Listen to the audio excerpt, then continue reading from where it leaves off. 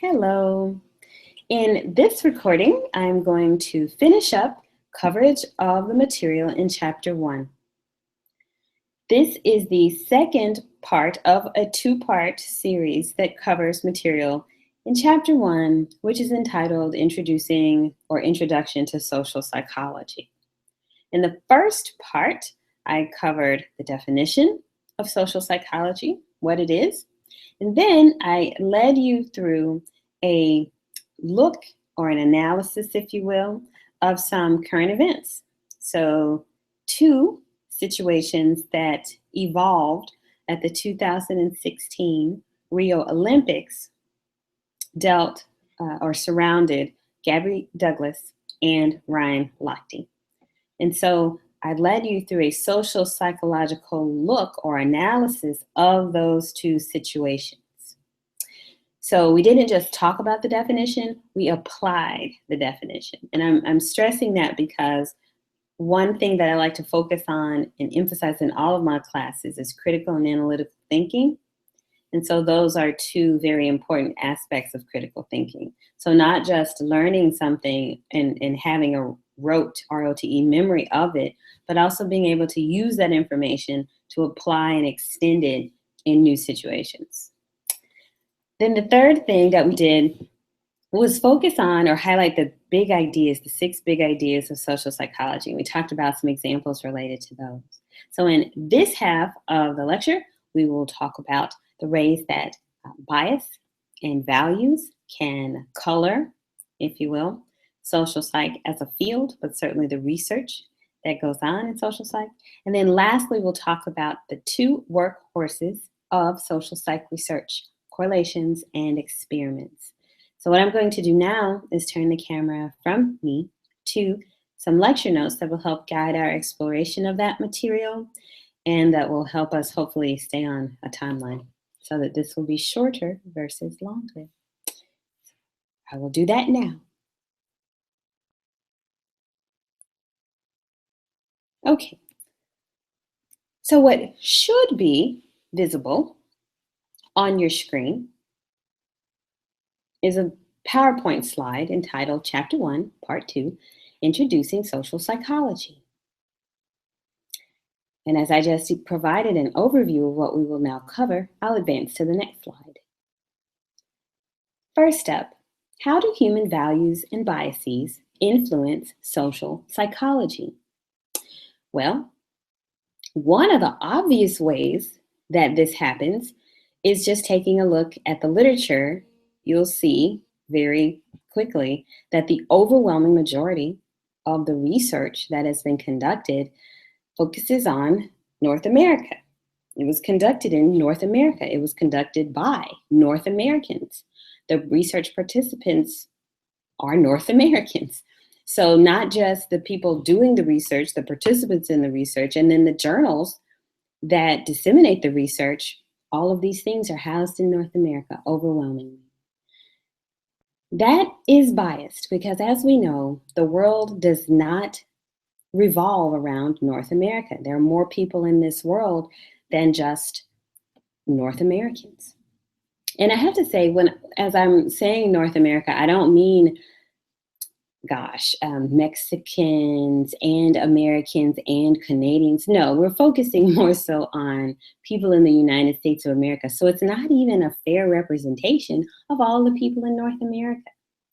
So, Guthrie wrote a book, a very interesting book called Even the Rat Was White. And so it talks about the historic bias in the literature. So that's one way that biases have entered into the field of psychology, but certainly social psychology is not immune to that. Other ways that are very obvious that bias enters the research process, research topics. I pulled a screenshot in the bottom right-hand corner of this slide from the website Psychology Today.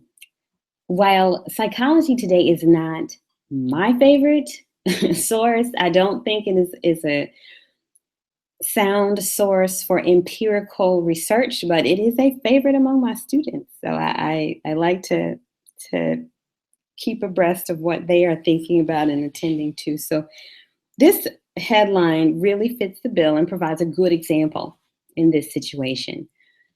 So the title here is Why Girls Get Called Bossy and How to Avoid It. And when I saw that, as a woman who is a scientist and an associate professor at a university, I thought, really? That's where we want to focus our attention in research. If it were more emic and authentic to the perspectives and lived realities of women who sometimes get called bossy, we don't so much want to know why people call us bossy, right? Because it's like that old adage, it's not what you call me, it's what I answer to. I'd rather focus on research that talks about how can you break glass ceilings? What needs to happen in terms of paradigm shifts and cultural shifts so that women aren't boxed out of certain jobs and certain roles and aren't boxed out of making certain amounts of money when they're doing the same work, right? So again, that's a perfect way that bias enters the research process. Yes, it would be ideal to not be referred to in negative ways by words and labels that have negative connotations. Instead of calling women and girls bossy, maybe referring to them as people with good leadership skills, excellent abilities to delegate authority. Those would be some labels that are more respectful and positive. But again, if women were charting the course and setting the tone for the research that goes into this area, it wouldn't be about why people call women bossy. It'd be about how can we change the situation so that women can get equal pay for equal work. So that's just an example. Some of the not so obvious ways that values and biases enter psychological research: culture. I use as an example here the culture, the corporate cultural climate at Facebook, and then the incomparable cultural climate at Walmart. Right. So a lot of times when people say culture, they think it has to refer to countries of origin and ethnicities or different races, but that's not true, right? So organizations can have cultures just like countries can have cultures. And the culture of Facebook is one that is very welcoming and very supportive of women who have excellent leadership skills. It's not uncommon to see women who are heads of departments, CFOs, COOs. It's not uncommon to have women in those roles at the Facebook corporation. The same cannot be said for Walmart. But remember, these are different corporations that were founded in different centuries almost. So the culture of Walmart, it was founded decades before Facebook was even a notion. And it is not common for women to hold these high-ranking positions at Walmart, to be store managers, to be section or sector directors, to be CEOs, to be CFOs. That's virtually uncommon. It's very uncommon at Walmart. And so some of the class action lawsuits that have been filed against Walmart are support for that notion. I just have one cited there, Duke versus Walmart. So hopefully those examples provide you with some good illustrations of ways that bias can enter the field, and certainly the research as well. Next up, the I knew it all along phenomenon. A related question: is social psychology simply common sense? Hopefully, if you ask yourself that, and now that you've read the chapter, you are answering with a resounding no. Right? So it's not the case that this empirical body of research and study boils down to common sense, right? Because if it boiled down to common sense, we wouldn't need to have studied it for the past 70 years. Right? So it is not common sense. It is a group or various groups actually of research and bodies of knowledge that have resulted from rigorous empirical research. So I encourage you, and I really implore you not to apply that I knew it all along, common sense, hindsight bias type of a perspective when reading through the chapter or thinking about some of the phenomenon and research that we will read about and discuss this semester. Now, here we'll turn our attention to the two workhorses of social psychology research, correlations and experiments. But first, some introductory material. Forming and testing hypotheses. There are different ways to come up with research questions. Now, if this were a research methods class or a statistics class, I would split the hairs, so to speak, among the phrase hypotheses versus research predictions versus research questions.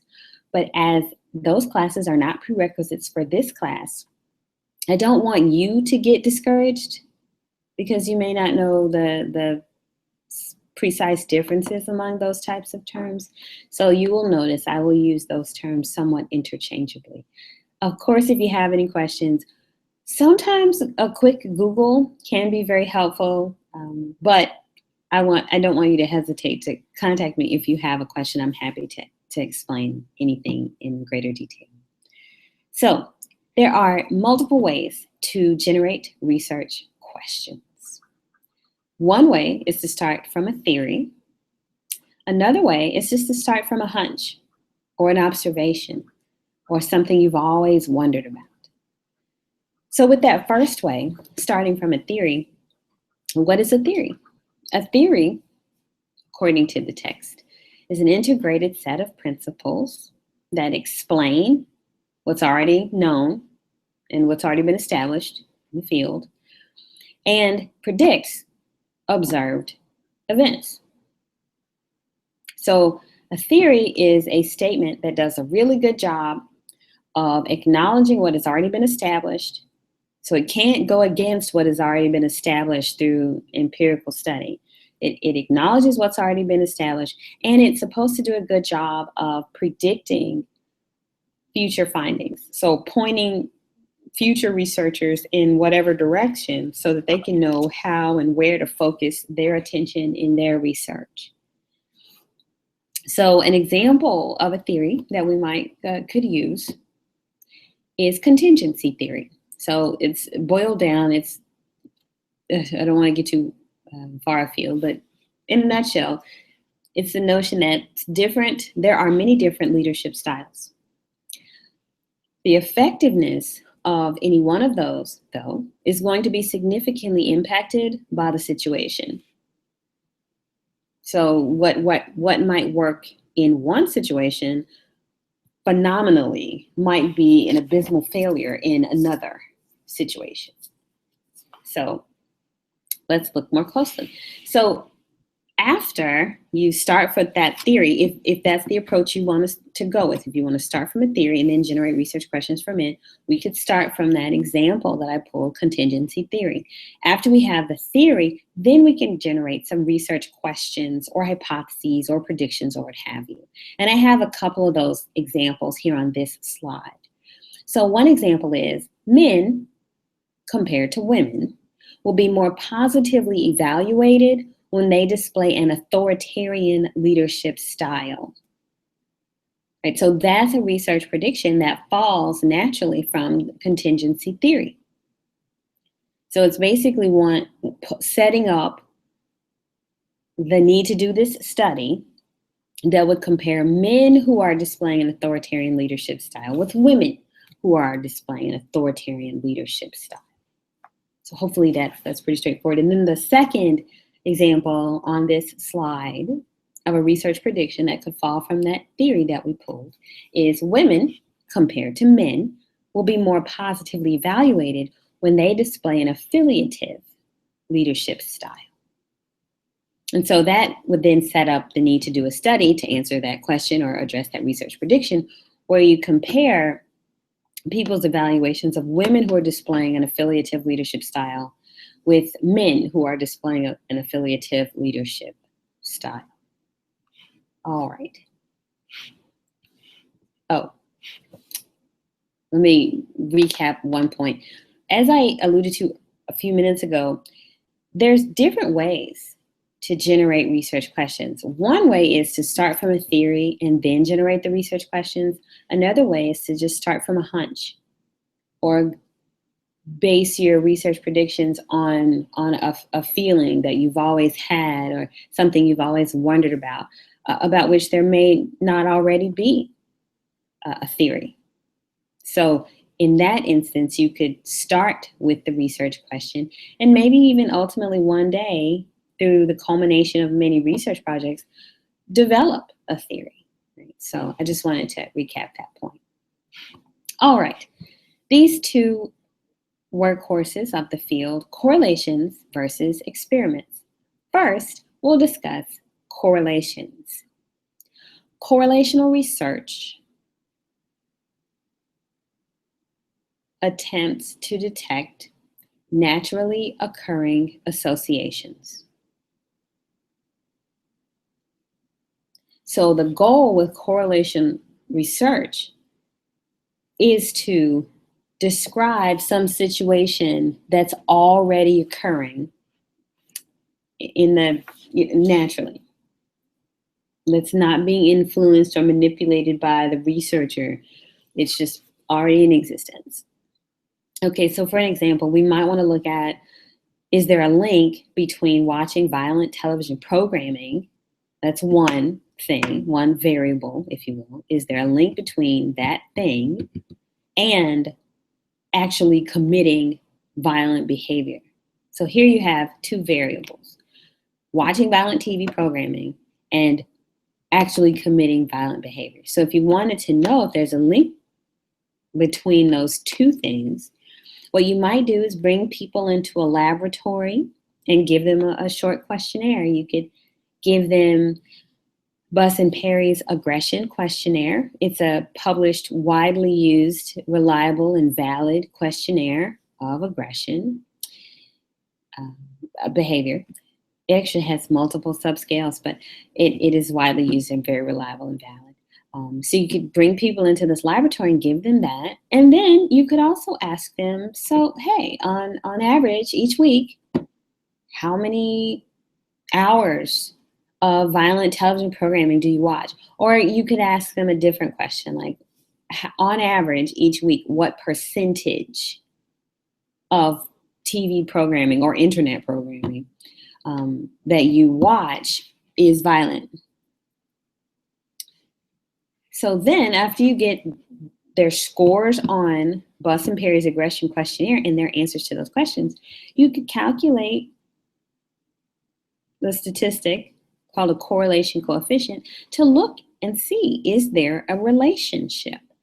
And you can even assess the statistical significance of that correlation coefficient.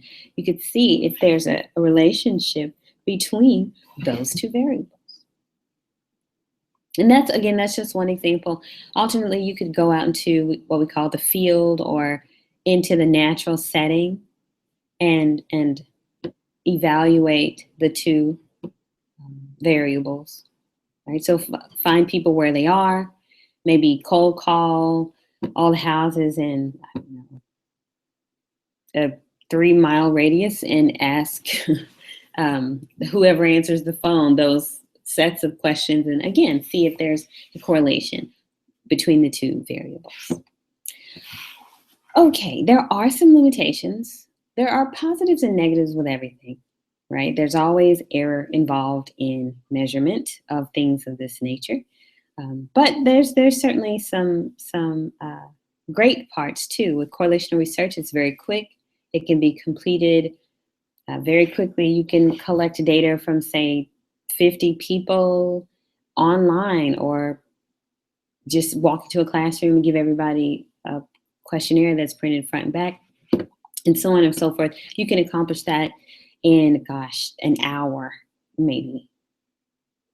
So it's very quick. It's very user-friendly, but does have some drawbacks. For example, it does not allow you to imply a causal relationship. So if, say, those two things watching violent television programming, and level of aggression. Say those two things are closely associated. Based upon the type of research study that we've been describing, we wouldn't be able to tell which one is causing which. I mean, we might think that watching violent television programming causes people to behave more violently, but could also be the case that people who are naturally more violent might decide to seek out, find, and then watch more violent television programming, right? So there's really, based upon the design we've been talking about, there's no way to tell if A is causing B or B is causing A, or if something altogether is driving both of them.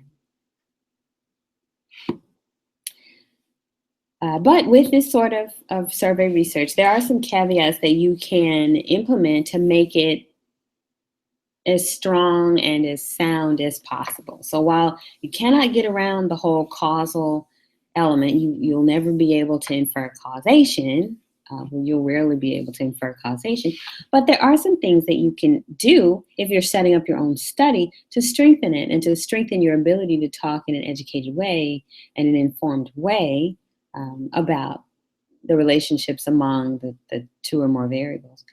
Ideally, you want a random sample and one that is representative of the population you're trying to address or generalize your results to. You'll want to structure the order of the questions so that people don't feel compelled to answer a certain way, and so that you don't get what we call order effects, right? So, yeah, you can read more about that in the text. I'm trying to time myself here to try to keep these shorter rather than longer. I mean, I realize we're talking about a field of study that's been in existence for 70 plus years, but trying to make it shorter versus longer. The chapter provides a lot of detail, and of course you can come to me if you have any questions. So order of questions is something to be concerned with. Also, the response options. You want to allow people the opportunity to respond in a way that is authentic to how they truly feel and think. But you also want to provide them with these sorts of response options that allow you to quickly and easily analyze your data. So, next up, experiments. These are referred to as the golden standard. These types of studies do allow you to make causal statements and to draw causal conclusions, if you will. So with experimental research, here we are searching for the cause and effect among two or more variables, or between two or among more than two variables, I should say. So here we're not just looking for relationships that are naturally occurring in the environment. Here we are looking for two or more variables that we already have hypotheses about or predictions about which of the two is causing or driving the other one, such that when we set up our study, we're going to manipulate the one that we think is causing the other one so we can see the effect that has on the other one. So for example, in keeping with the example we've been talking about, does violent television programming influence people's physical aggression? What we could do if we were going to set up an experiment where we're searching for the cause and effect in that relationship, we could bring people into a laboratory or a classroom, show half of them, well, separate two groups of people, put one of them in one classroom, put the other group in another classroom. One group gets to watch violent television programming for 30 solid minutes. So they're watching Law and Order SVU, they're watching CSI, they're watching, oh gosh, I don't watch a lot of that television program, so I quickly ran out of examples there. But that's the sort of thing that they are watching. The second group is in a different classroom, and they're watching nonviolent programming. So they're watching science programming and hiking and perhaps nature shows. We all know they can't watch the news because that's full of violence, isn't it? So group one gets violent programming. Group 2 gets non-violent programming. After the 40 minutes of watching the television, then we'll assess. We'll ask them questions about how they are feeling. Are they feeling aggressive? Are they feeling angry? And then we'll give them different, say, scenarios to place themselves in. Like imagine so-and-so happens to you. What would be your response? Would you be inclined to hit the person, curse the person, hit and curse the person, call the manager and complain about the person, try to get the person fired, and so on and so on. So give them different response options and see if the group that just watched 40 minutes of Law and Order SVU and CSI, if they are more aggressive than the other group that just watched 40 minutes of Bill Nye the Science Guy. Right? So here, with researchers identify the causal variable, which they call the independent variable, and manipulate it.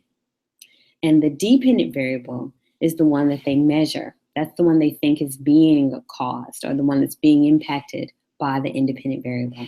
And this is a graphic that is in your textbook, but it's just an illustration of how you pull from your group of people, and you would randomly assign some to the experimental group and randomly assign some to the control group.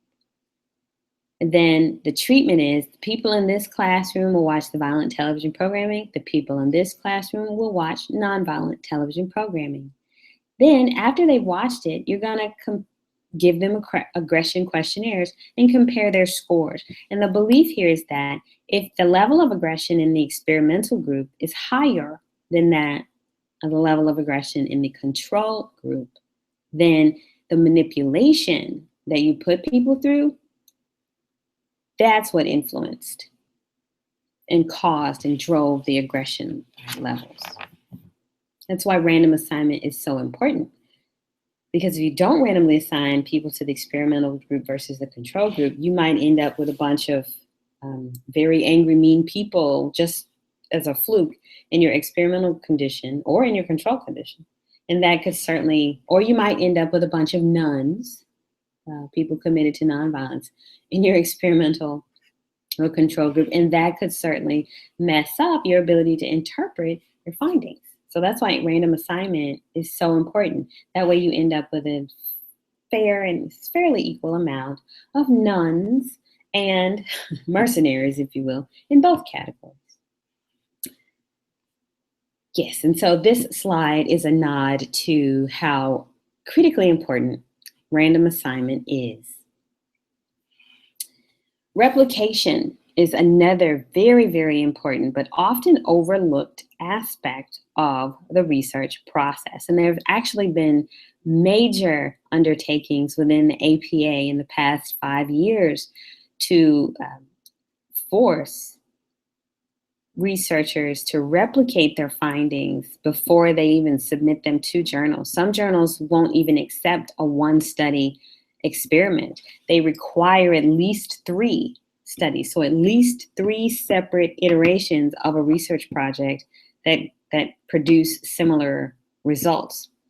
So they're basically making the statement that we don't want to publish anything that you haven't even replicated in your own laboratory at least once, right? So it's very critically important.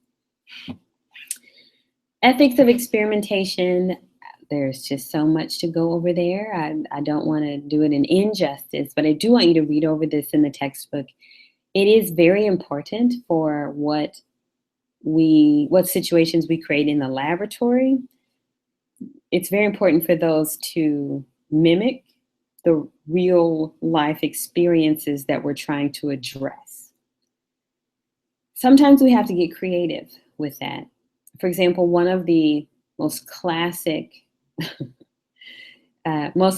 studies, in part because it was somewhat unethical, but in part because it's just so awesome in terms of what it found, was Stanley Milgram's obedience studies. And so it had both mundane realism.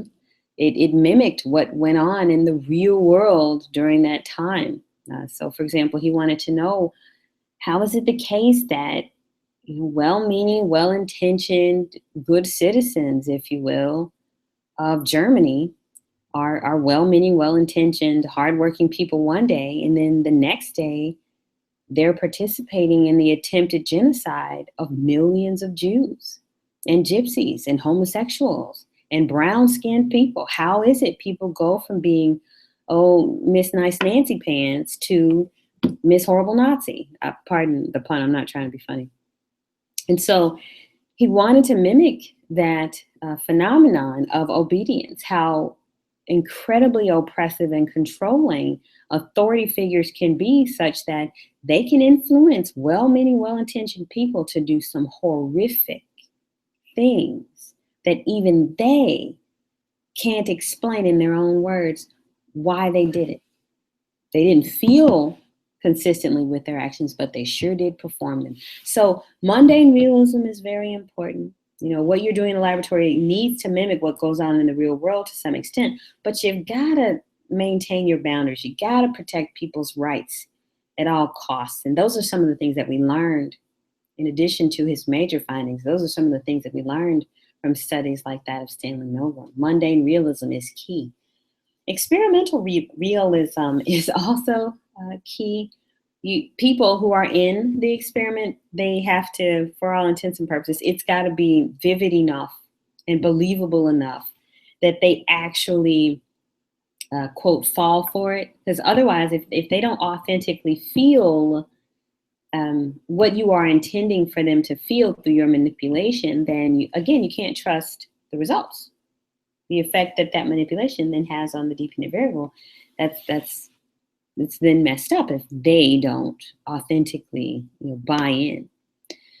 Yes, deception is necessary. It's a necessary evil for the greater good. But for that, because nobody likes to be duped, and certainly not for extensive periods of time, we try to keep the deception, temporally speaking, to a minimum. So read about demand characteristics, informed consent, and also debriefing in the chapter.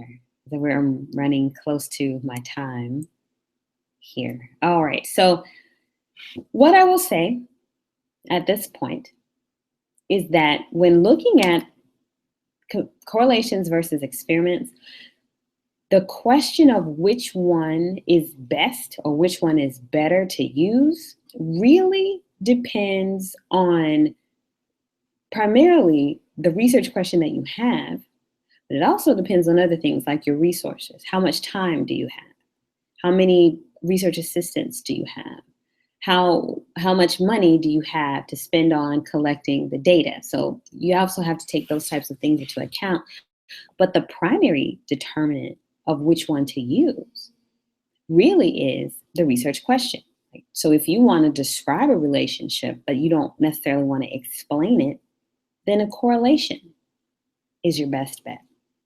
But if you want to explain a relationship such that you want to be able to make definitive statements about which variable is the independent variable that's causing the other one, and then which variable is the dependent variable that's being caused by the other one, if that's what you want to do, then an experiment is your best bet.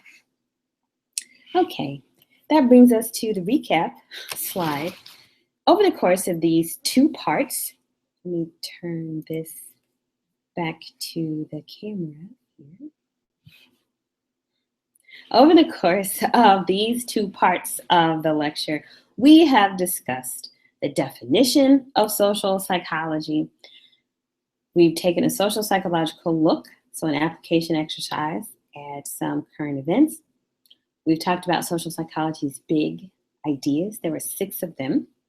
We then talked about obvious and not so obvious ways that bias enters the research process. And then lastly, we talked about correlations and experiments, the differences among those, and some examples of those. So for those of you who are looking at that recap slide, so for example, you could pause the recording, rewind to the recap slide, and use that as a self-quiz, right? So if you not looking at your notes, not looking at the textbook, You can give the definition. You can apply that definition. You can state the 6 big ideas. You can talk about without looking and with clarity and completeness, talk about ways that bias enters the research process and describe a correlation versus an experiment, and give some examples of each. If you can do that without looking, you are in excellent shape. You're at mastery level for the material. If you cannot do that, then I would encourage you to rewatch, reread, take some notes. Yes, take responsibility for that learning that you should be doing in this 300 level science class. All right, I'm going to end this here. If you have any questions about anything, please know that you may email me. That is my preferred method of contact. And I'll give that to you again here. Of course, all my contact information is in the syllabus for the class, which is available on the Blackboard page for the class. But I'll restate my email here for your convenience. It's dcottran@alasu.edu. Right. Thanks for watching, and I will see you in the next one.